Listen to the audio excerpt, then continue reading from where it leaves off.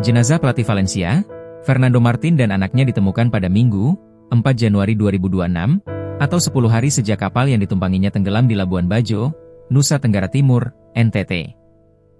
Pihak keluarga pun menyampaikan apresiasi dan terima kasih kepada tim SAR gabungan. Video yang beredar di media sosial memperlihatkan keluarga Martin tampak memeluk seorang petugas, termasuk istri korban, Andrea Ortuno. Pelukan itu menandai ungkapan terima kasih yang tulus dari keluarga atas kerja keras tim SAR yang berhasil menemukan Martin. Kepala Kantor Basarnas Maumere, Fatur Rahman membenarkan hal tersebut. Menurutnya, pihak keluarga awalnya merasa mustahil jika jenazah akan ditemukan pada hari ke-10.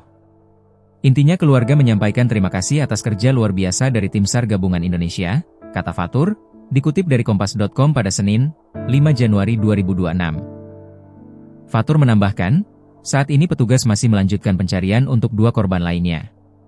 Sebelumnya, kapal pinisi Putri Sakinah tenggelam di Selat Pulau Padar, TN Komodo Labuan Bajo, Manggarai Barat, NTT pada Jumat, 26 Desember 2025, malam. 4 orang diantaranya hilang tenggelam yaitu pelatih Valencia dan 3 anaknya. Salah satu korban yakni seorang anak berjenis kelamin perempuan ditemukan meninggal pada Senin, 29 Desember 2025. Kemudian, pada Minggu, 4 Januari 2026, jenazah pelatih Valencia ditemukan mengambang di antara perairan Pulau Serai dan Pulau Rinca.